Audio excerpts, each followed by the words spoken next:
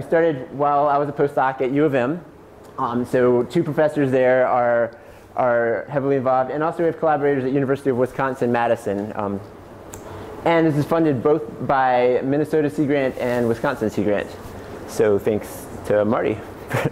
All right, so we've been talking about nitrogen cycling already, which is great. In the news and the media, we hear a lot there's a lot of attention given to climate change, and rightfully so. That it's hugely important. But there's a number of important environmental issues, and a group of scientists a couple of years ago sat down and put together what they called Planetary Boundaries, and they thought about what are some of the biggest environmental challenges facing the Earth, what's the limit that the Earth can support, and where are we relative to that limit. And so this is this figure that they came up with, and this is too small to see. But here's climate change. So there's this green kind of safety zone in the middle, and all these different stressors like ocean acidification, stratospheric ozone depletion. So some of these were kind of within the safe zone. Climate change here, we're outside of the safe zone. But a big one here, biodiversity loss. A big one over here, nitrogen cycle, and then phosphorus cycle is next to it. So, so human alteration of nutrient cycles is really huge, doesn't get as much attention as climate change, but is probably important, similar in magnitude in terms of importance. So what we just talked about in the other room, this was great, but so humans obviously have huge effects on nutrient cycles.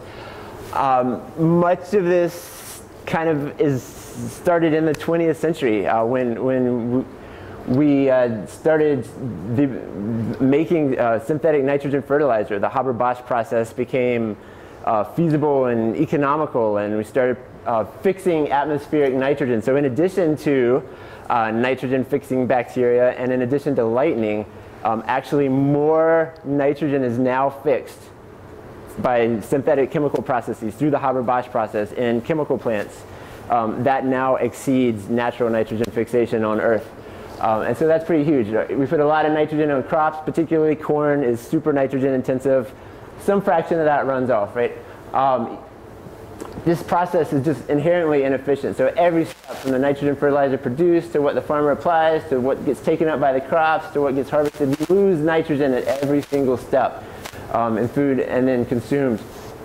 And then the nitrogen that's in our food, most of us adults are kind of at a stable body mass, and so most of the nutrients that our inputs are balanced by our outputs, more or less, right? So a lot of the nutrients we eat end up in wastewater treatment plants as well. So throughout this whole process, nitrogen and phosphorus are moving downstream, end up in water. We talked about atmospheric nitrogen emissions, runoff from golf courses, things like that. So this is a huge topic and not a simple solution without dramatically changing the way we do farming. But the result is eutrophication. When fertilizer makes its way into the water, it has the same effects as fertilizer on the land, only you're growing algae instead of corn or tomatoes or whatever.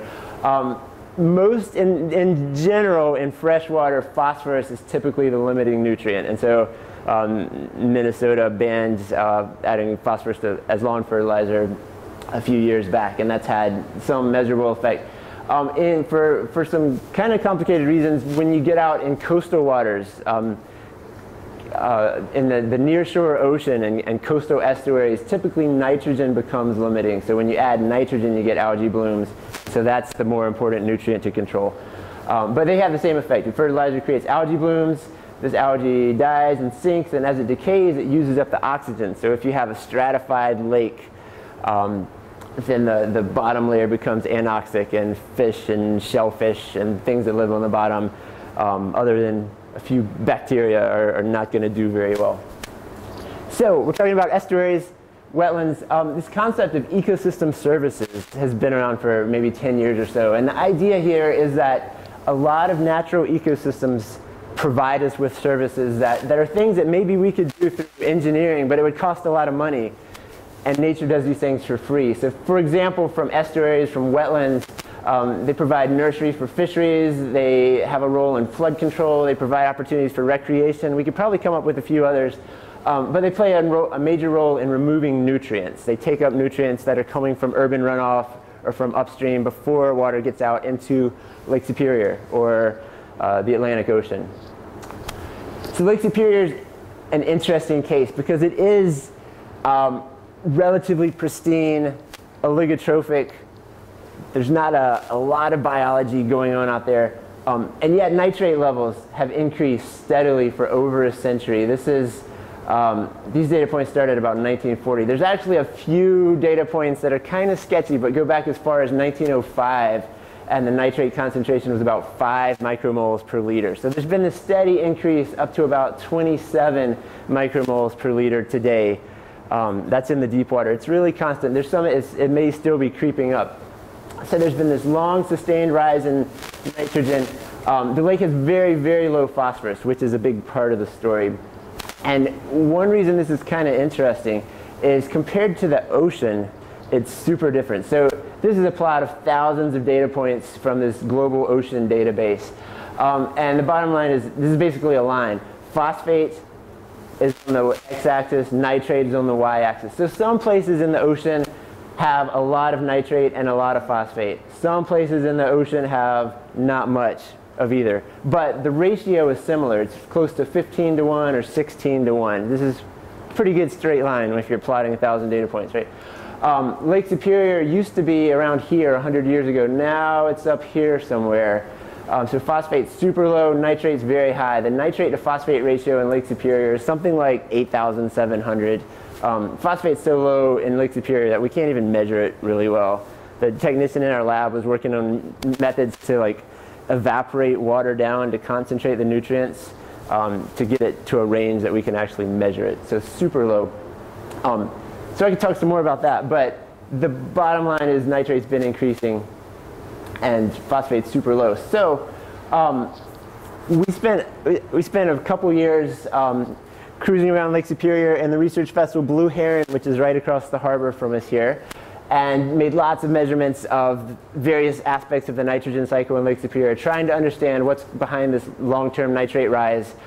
And part of the story is most ecosystems, the ocean, for example, when nitrate gets high relative to phosphate, denitrification kind of balances that out. It removes the excess nitrate to bring it back in line with phosphorus. If nitrate's low relative to phosphorus, you get nitrogen fixation. So in addition to how complicated the nitrogen cycle is by itself, it's coupled with all these other elemental cycles, but they stay in balance in the ocean. In Lake Superior, it's kind of broken. It's out of balance. And so there's like no denitrification. We measured and measured and measured, and it's just like orders of magnitude lower than the other Great Lakes or any smaller lakes or the ocean. So we got interested in these nearshore waters, like the St. Louis River Estuary, like Nipigon Bay and Black Bay and the northern part of Lake Superior. What's going on there? This is a really interesting environment. So the group that we're working with, there's a couple of people that mostly work in streams and rivers, and a couple of people that mostly work in lakes. And Emily Stanley from the University of Wisconsin, she's this amazing scientist, but she's like, I don't know how to think about this. It's not a lake and it's not a river. Which is it's funny, it's just because it doesn't quite fit in the paradigms of how aquatic scientists think about things. But it's complicated because there's a lot of water coming down from the St. Louis River. There's urban runoff. There's water runoff from these kind of wetland rivers like Pokegama River. There's wastewater effluent, and then like Lake Superior water is sashing into the harbor. You can see it earlier this afternoon. Water was flowing in under the lift bridge. The water's mixing in really complicated ways, and all of these sources of water is chemically very different. And so this mixing in complicated ways, and then biology is happening, so it's changing around all the nutrients too. So how I think about the St. Louis River Estuary is like a pizza oven. So basically two things are happening. There's water that's moving down the river, and then things are getting cooked, processed in some way or another. So in the spring, there's a lot of snowmelt. The discharge of St. Louis River is relatively high, 4,000, 5,000 cubic feet per second. There's a lot of water flushing through here, and so the water doesn't spend a whole lot of time in the estuary. It gets flushed out into Lake Superior relatively fast, and it's cold. So biology happens really slowly when it's cold. So it's like if you have a pizza oven and the temperatures turn really low and the conveyor belt's cranking through pretty fast, your pizza's not going to get cooked on here. So we're thinking, okay, in the springtime, water's just passing through here and the nutrients are not really getting processed, right? It's just like a conveyor belt for nitrate atoms. Whereas in the summer, typically, the discharge of the St. Louis River is a lot lower, maybe 3,000, 2,000 cubic feet per second. Water hangs out in here for a lot longer, maybe several weeks instead of 1 week. And the temperature's a lot warmer, like 25 degrees Celsius. So there's more opportunity for biology to happen, and the rates of biotic rates are happening a lot faster. So this past year, we made 7 trips out here, and we surveyed a bunch of stations, sometimes 10 stations, sometimes 30. But so we can do these profiles, longitudinal profiles, from upstream at the Highway 23 bridge in Fond du Lac, down to the Oliver Bridge, and then several stations in the Upper Estuary, and then down closer to where we are now, and then our farthest one out is Alloway Bay. So in the spring, nitrates, the red dotted line here is the nitrate value for Lake Superior. About roughly 300 micrograms per liter. And the nitrate levels in the St. Louis River are similar to that. Phosphate levels are around 5 micrograms per liter. In Lake Superior, that's like 0. So the river is a source for phosphate, and it's putting in river water that's about the same nitrate as Lake Superior. That's about what we would expect. And then in the spring, so a couple months later, mid-June, this is a lot lower, phosphate's a lot lower, nitrate's lower. So this kind of fits in with the pizza oven thing, right? There's less, nutrients are getting taken up, processed, so there's less, fewer available nutrients, less going out into Lake Superior. That's kind of what we would expect. And then this happened, right? June 19th, I think I was coming back from a conference, but a couple of our team were out here that day sampling.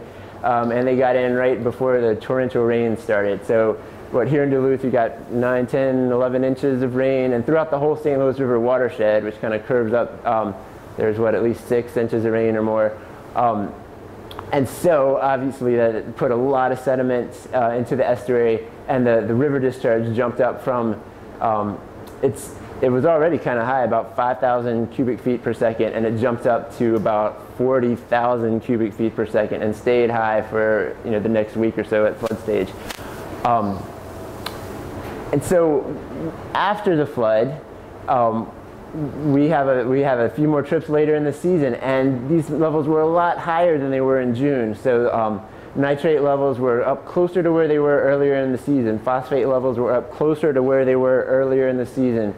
Same thing in August, same thing in September for the most part.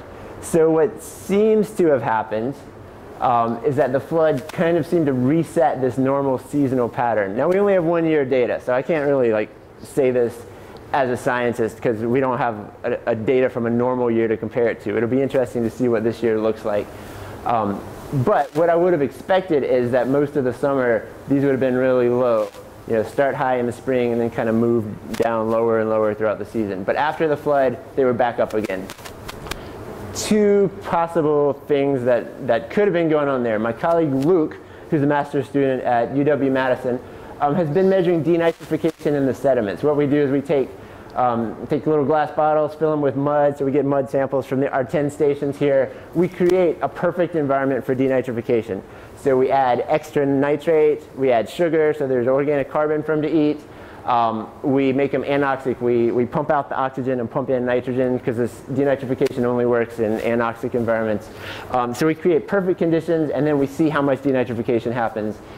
And so what he found, the blue bars here was the first time we did it in April. And then most of these stations, it was a lot higher in June. And then after the flood, in almost every case, dropped back down. And what might have happened is so much sediment got moved around here in the estuary that the microbially active sediment either got blown out entirely or maybe it got buried by fresh mineral inorganic sediment. So we don't really know, but these rates were lower. If these rates were lower, that could help explain why there was less removal of nitrate than we had earlier in the season. Another thing that could have happened that we actually don't have any data on, you guys might know more about this than I do if you're out in the river much later in the summer, but once you get above the industrial area, there's a lot of natural wetlands and a lot of macrophytes, emergent vegetation and marsh grasses and lily pads and things like that, that probably play an important role in soaking up a lot of nutrients. And if these things got killed, buried, or washed out of the river with this massive flood, that could have also contributed to kind of the river ecosystem having less of a capacity to soak up nutrients. So again, we don't know. I wish, in retrospect, it would have been cool to measure this, but we didn't know this was going to happen, and that's how science works, right? So this is my last slide. This is what I've been working on the last few days, and it's kind of geeky, but it's really interesting too, I think. So connecting to the pizza oven hypothesis, what I'm kind of fascinated by is how this water mixes and where the water came from.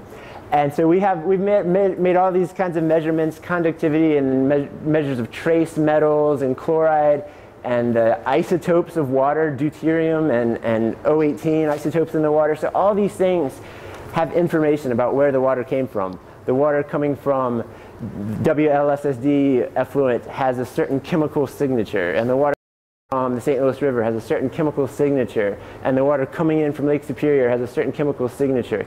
And so we have all this data, and I've been trying to tease apart, like, can we say at every station where the water came from based on this? Can I actually quantify this water was 78% St. Louis River water and 3% WLSSD effluent and 2% Lake Superior water? So I've been trying to do that, and so if you do that, we know like what the nitrate level is for these sources. And so if I can do the mixing model right, then if nitrate mixed conservatively, if nothing happened to it biologically, if it just mixed, then we can calculate what the nitrate would be, and then we can compare it to what it actually was, and the difference will tell us something about what was going on. So that's what this is what I was playing with all weekend. I've calculated nitrate on the x-axis, observed nitrate on the y-axis. And so in the spring, this was May 1st, the nitrate at almost all of our stations was above what would be predicted by the conservative model. So there could be nitrate being formed, being generated through nitrification and the nitrogen cycle, or there could be sources that we don't know about, which is almost certainly true. There's some leaky septic tanks that we have found now that we've looked at our data further up the river. But later in the summer, August 1st, a lot of our data points are below the predicted model. So once you account for where the water came from, there's less nitrate than if you just mixed it together, which tells us that it's being processed, taken up biologically, or denitrified. So that's kind of interesting. So that's consistent with the pizza oven thing. And even though last year was a very unusual year with the flood, we still see some evidence of this. So this year, we just had a meeting yesterday to figure out what we're going to do and what we're going to try to do differently. And hopefully we'll get a lot more data like this and have some more stories to tell. That's what I got for you.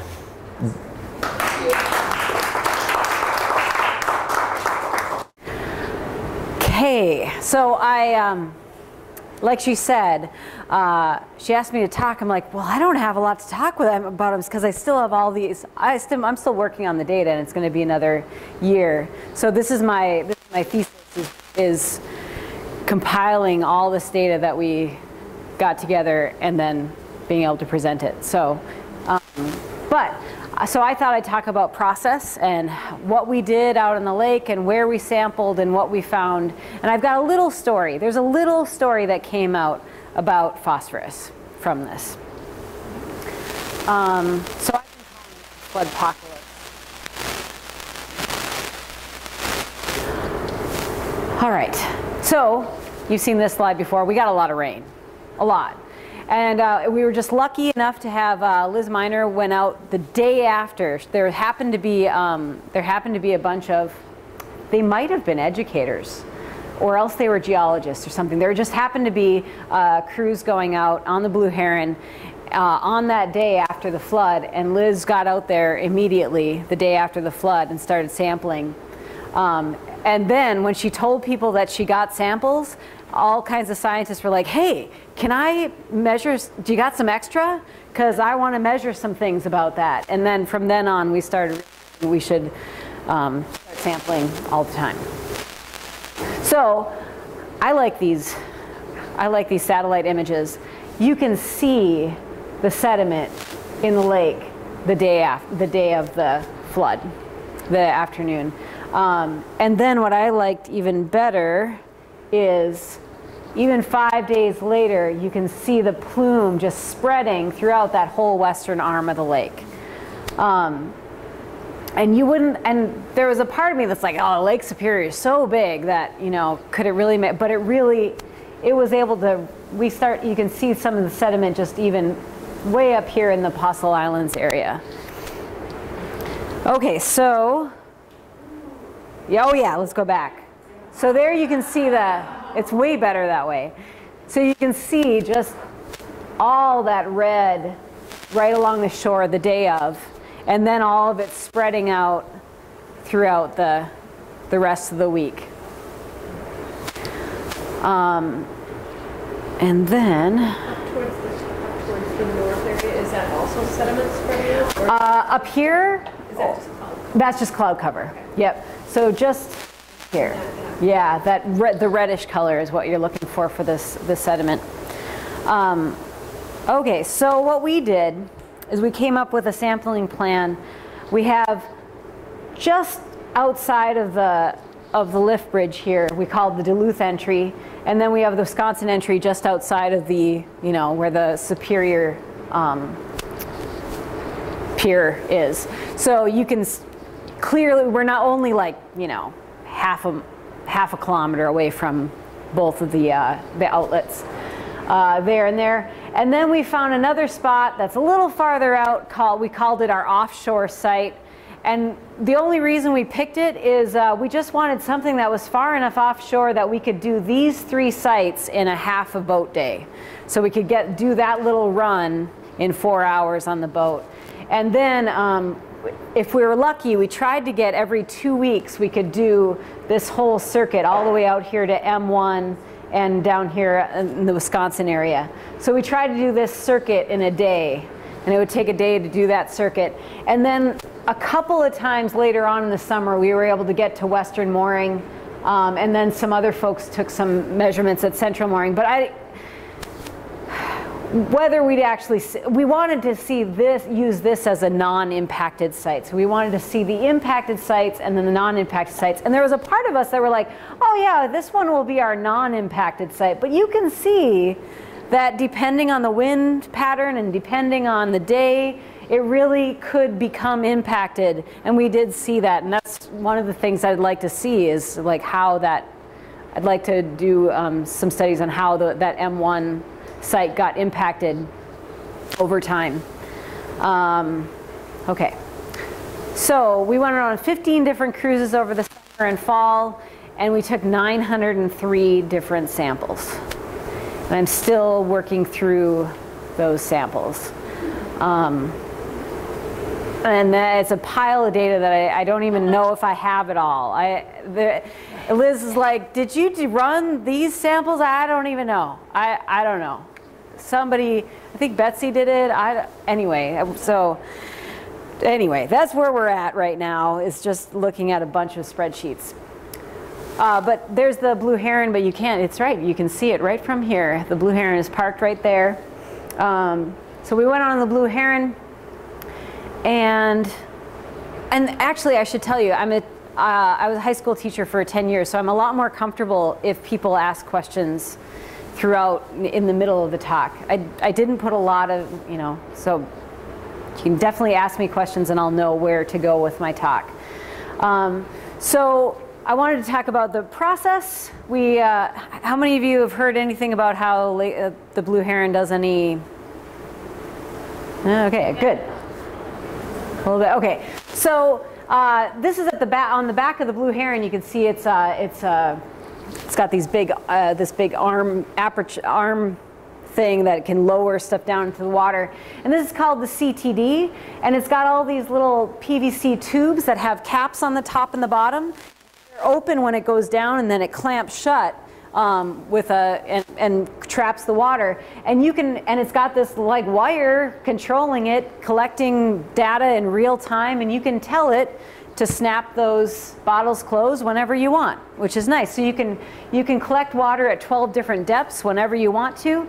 It also has all of these really nice fancy sensors using, some of them are just temperature sensors, but other ones are, they shine a little bit of light through a little teeny water column, and you can, by determining the particular wavelength, you can find out all kinds of things, and I'll talk about the different things. But there's like 6 different sensors all in here measuring different things by shining light through the water. Brandy, yep. CTD, chlorophyll temperature, depth? Correct. Yes. But it does more than that. But yeah.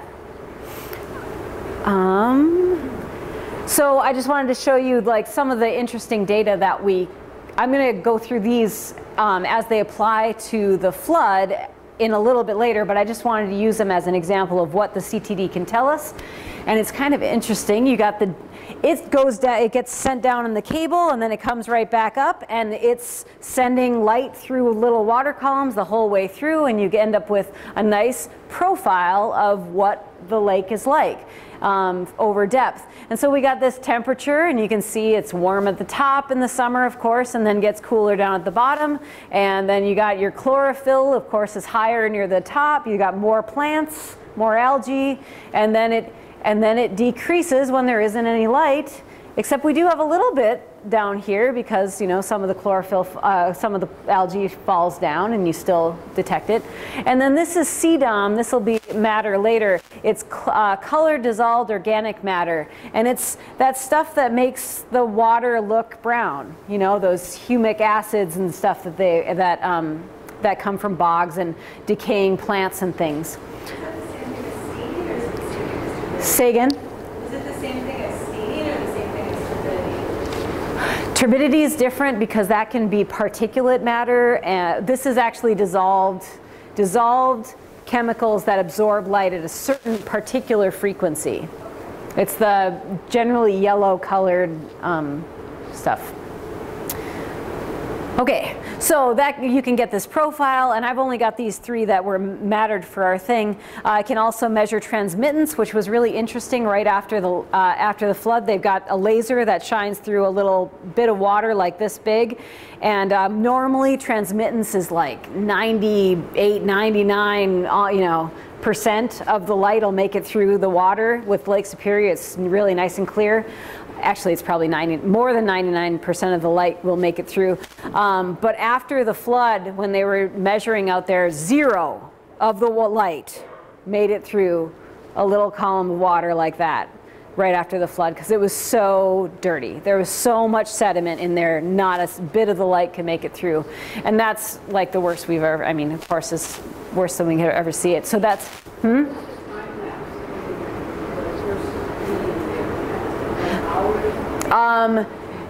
Liz went out the 21st. She went out on the 21st. Yeah, within 24 hours, which was luck and also just her seeing an opportunity and recognizing if the boat's going out, I'm going on it. So we measured transmittance. It can also measure transmittance, pH, dissolved oxygen, which is also very interesting to see how that changes over the depth, and conductivity and salinity. So really neat machine. So we have all that data that I don't even know what to do with. There's so much of it.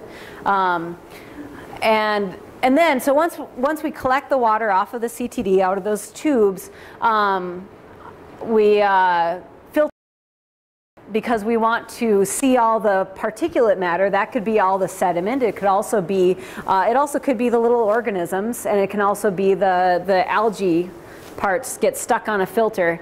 And anything that actually makes it through the filter is dissolved matter, and we collect that into little vials, and we we treat them differently, and we measure how much particulate matter is there and how much dissolved matter, how much of the particulate matter is actually carbon, how much of the particulate matter is sediment, and we can measure all of those things. So this is my beer keg here. I brought those out on the boat every time because we'd fill them up with our water, and then we'd pump it full with nitrogen.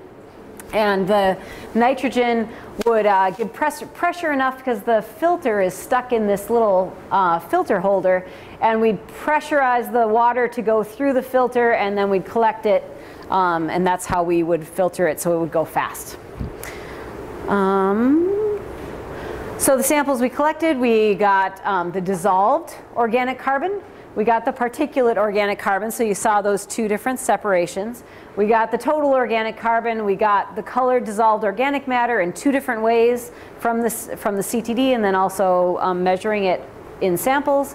And then we got the nutrients, nitrogen and phosphorus. We got the total suspended solids, that includes the sediment. And then we also got chlorophyll.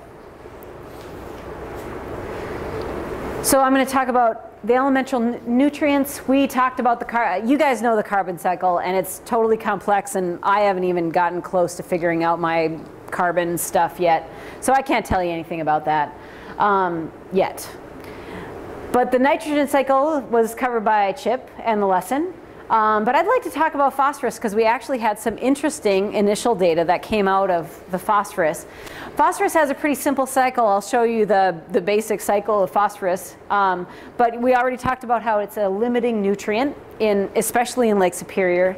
Most of the phosphorus in the natural world comes from sediment, where rocks have a certain amount of phosphate in them. It's just a natural component of rocks, and then it also gets organic phosphorus can get stuck in sediments and then get washed in. It's really difficult to measure because they're really low, and we talked about that. So most of the time, naturally, inorganic phosphorus is coming in through sediment just because rocks contain phosphorus as part of their mineral component. But then, can you guys name any human sources of phosphorus?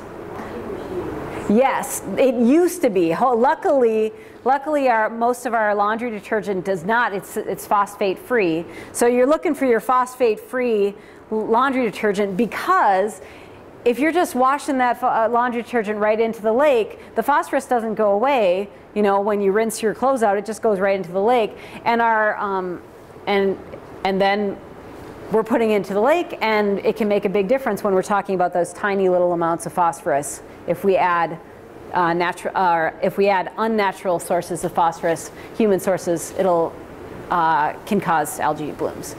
So,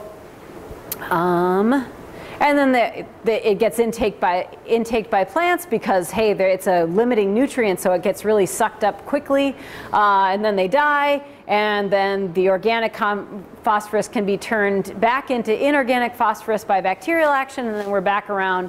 Pretty simple cycle in this case.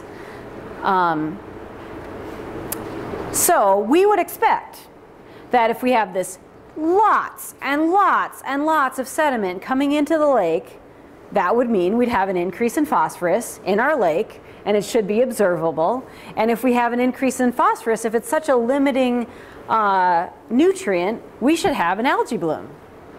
And we should, and the way we would measure that, how we measure that would be, we would measure the chlorophyll, and we should have this increase in chlorophyll. We should have an algae bloom big spike. But we didn't see that, which is funny.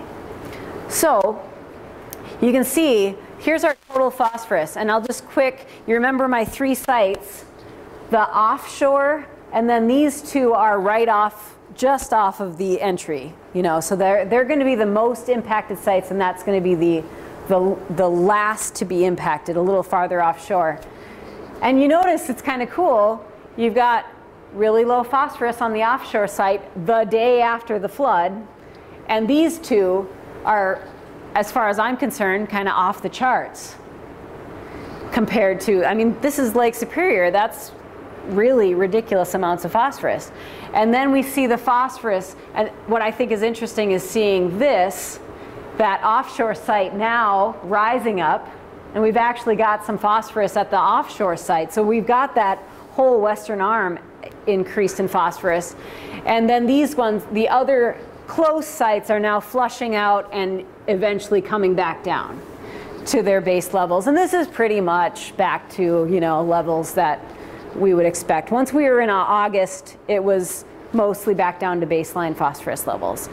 But what we didn't see is this huge chlorophyll bloom. I mean, okay, fine, these two are high, but this is the day after the flood. We wouldn't expect, you know, the algae to suddenly, you know, peak that fast after the flood, and they're like right there. And there's our offshore. That shouldn't have even been impacted, right? Same time. This is exactly the same time. The phosphorus is low. It's got the highest chlorophyll, you know, the highest algae, so it doesn't fit, and it doesn't go much higher after the flood. So we didn't see a big algae bloom, so why in the world did that happen? I mean, we're all, you know, I was sort of rooting for an algae bloom because it's like that, yeah, see, we can't have these floods. Oh, well, it didn't do anything. Crap. I mean, good, but crap. So now, why didn't it do that? And the reason is that we had a huge, also big input of the color dissolved organic matter. And well, of course, we also had a huge amount of sediment blocking, you know, clouding up the water. But you can see this is last year. This is what August should look like last year. It's August, but you know. And this is that site that's way the heck out there. Shouldn't have even, like, just barely got, you know, some eddies kind of going around it. And this is the site that's way out there again, just after, yeah, a month after, okay, after the flood. And you can see there's our CDOM, normally pretty low, really high, really high at that time. And so what that was doing is that CDOM, that colored dissolved organic matter, was blocking the light. So we weren't getting light coming down. And you can see, oh, hey, there's some chlorophyll and then none. So the algae was getting starved out for light, and that was the limiting factor, not the nutrients in this case. Yeah.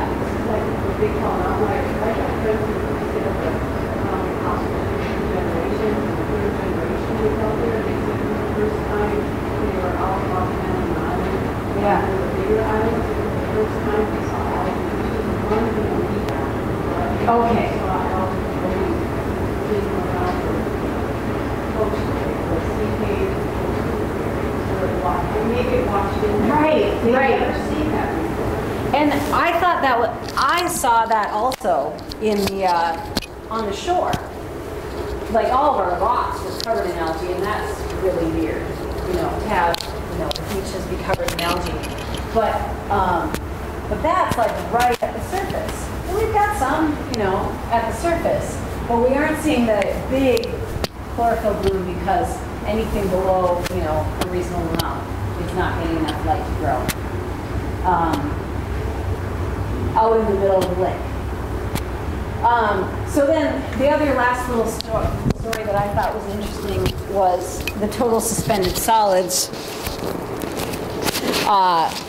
You can see that's just anything that's dissolved, not even dissolved, anything that's in the lake that's solid and floating around, you know, sand, mud, bacteria, whatever, anything floating in the lake. You can see the day after there, yeah. And I'm sad that our freezer, our refrigerator turned into a freezer for these samples. So we lost those. It would have been really interesting to see this one pop up, but we can't do that because they turned into big blocks of ice. So anyway, so that you can see just the ridiculous high suspended solids. And then you can also see the color dissolved organic matter. We also lost those data, but you know, you can see a really interesting arc and then it coming back down. Okay, I think that's my, and I just wanted to show that the decrease in light, that decrease in transmittance fits with what the color dissolved organic matter. It's most of our decrease in light is due to dissolved organic matter, not other stuff. And DOC, it went up. That's what I got so far. And then it went back down.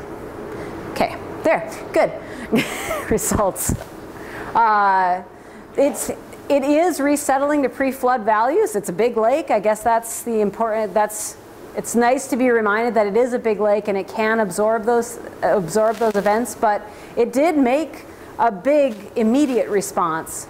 And we'd like to know what some of the maybe long-term effects are.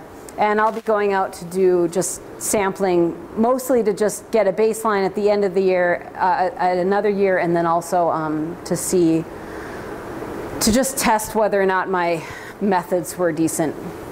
That's all. And there's a lot of great scientists who did a lot of work on this stuff too. That's it.